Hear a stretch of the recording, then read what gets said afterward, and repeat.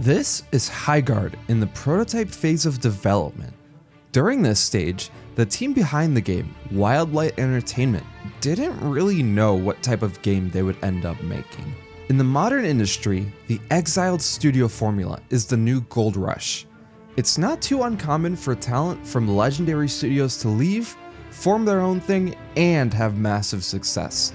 I mean, just taking a look at last year, we got Arc Raiders because the team splintered off from DICE, Dispatch from the folks behind the original Telltale games, and Expedition 33 with some of the staff from Ubisoft. Highguard shares a similar formula to these games. When they closed out the Game Awards last year, the trailer very strategically opened with an homage to what the studio had done in the past.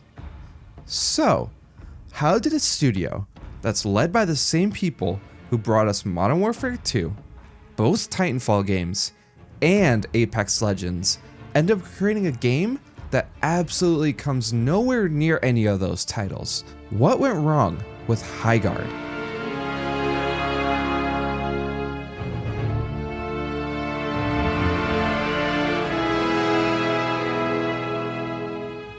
I'm Pounder McNasty, and I make development deep dives of your favorite video games. If you enjoy the content this channel has to offer, I'd appreciate it if you took a moment to hit subscribe. Today, we dive into the disastrous development of Highguard. Wildlight Entertainment, the studio behind Highguard, was officially formed in 2021.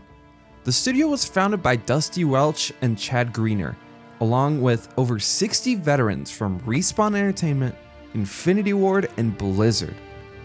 Their primary mission was to create a remote-first environment where they can build a new IP without the compromise often forced by major publishers like EA or Activision.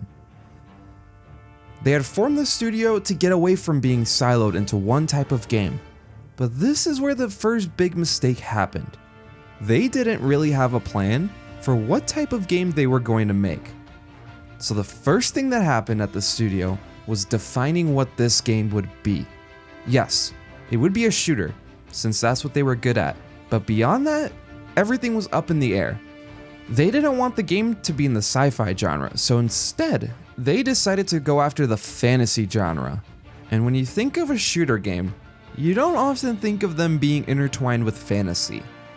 The team felt that they had perfected the battle royale and military shooter formulas with Titanfall and Modern Warfare.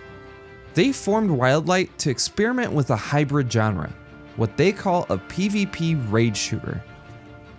The goal was to blend the precision gunplay they're famous for with strategic siege mechanics and fantasy elements. The studio was set on taking some big risks, but anytime you try to take a risk as big as that, there has to be some form of risk mitigation. If you're set on being a fusion of two genres, you have to make sure that they complement each other. Otherwise, you end up making a title that doesn't really seem like it would fit in either setting. The biggest hurdle during development was defining the core loop. The team took inspiration from the high-stakes tension of raiding bases in Rust, but wanted to condense that 100-hour experience into a 30-minute match. According to lead designer Jason McCord, the game underwent massive iterations. Early builds repeatedly featured more players, but they whittled it down to a 3v3 structure. The raiding mechanic is what they thought would be the most impactful, high-stakes moment in the match. But they didn't want every match to be high-stakes action all the time. This is something that players should build up to within a gameplay loop. Enter the open world. Since they wanted the raid phase to be something players would build up to, they decided to adapt what they've learned from Apex Legends, where players land, look for loot, and continuously gear up. In Highguard, however, they wanted this phase to be well defined, which is also where the game kinda fell short. That's the formula Wildlight Entertainment were set on making. A brand new live service multiplayer shooter that's going to have open world mechanics, have raid mechanics, and be 3v3.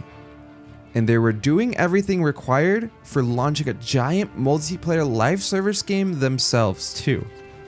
Without a massive publisher like EA to handle the infrastructure requirements, QA, server infrastructure, marketing pivots, the studio's resources were stretched very thin.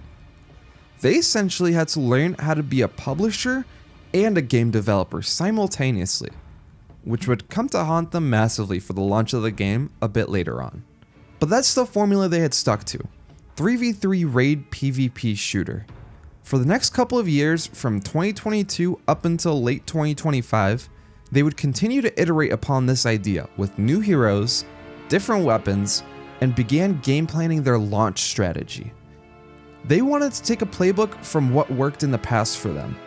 Big reveal, then a shadow drop shortly after. After all, that's kind of the formula that they used for Apex Legends. And look at how successful that game is.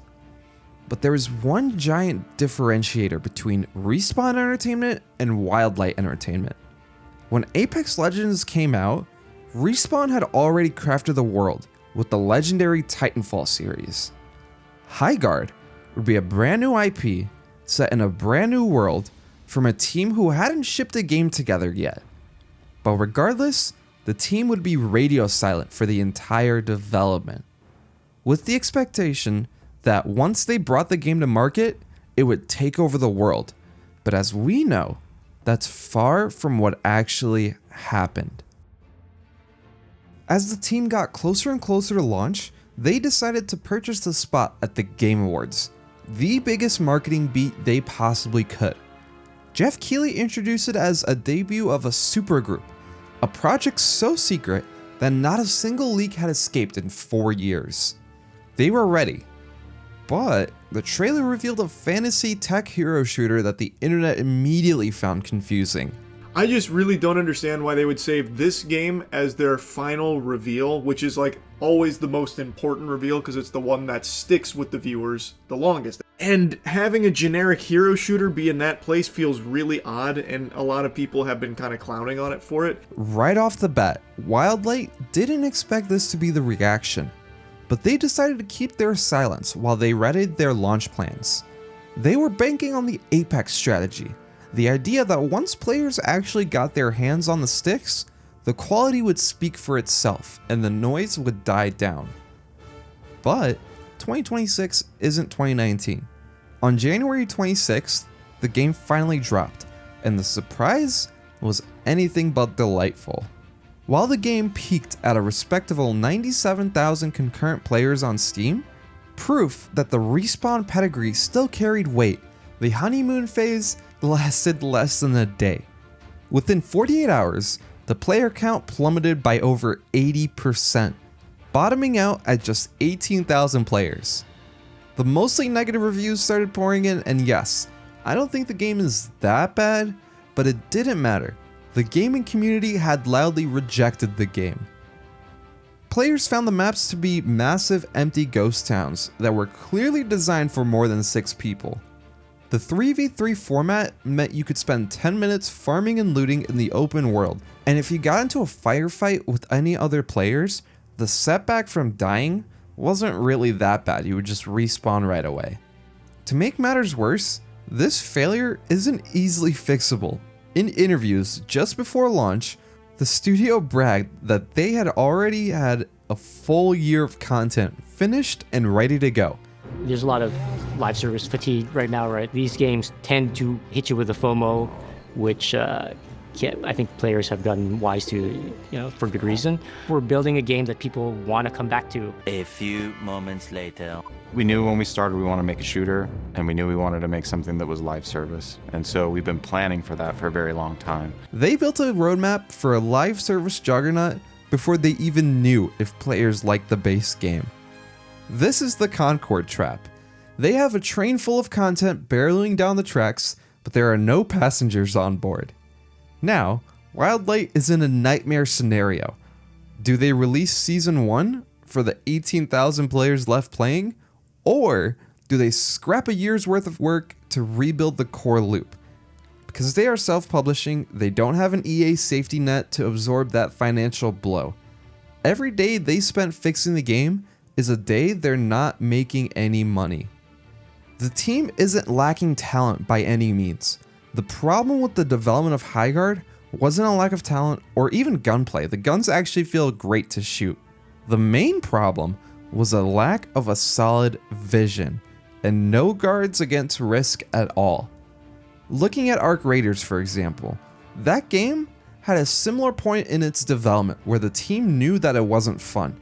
So, they took the time they needed to make sure that before all else, a fun loop was achieved, even if it meant a 3-year delay. Highguard, for whatever reason, didn't have that realization. Instead, they banked on the fact that since they were coveted developers working on a new title, that pedigree would be enough to garner attention. And they weren't wrong. The game launched to a decent player base, but in the process, they forgot that in the modern market, attention is a loan, not a gift. In trying to escape the silos of the big publishers, Wildlight Entertainment proved that freedom is a double-edged sword. Without a publisher to say this map is too big, or this loop is too confusing, they built a game that only they understood. Highguard is a reminder that even the architects of the greatest shooters in history can lose the blueprint if they stop listening to the room. Talent gets people to download your game, but a cohesive vision is the only thing that keeps them from hitting delete.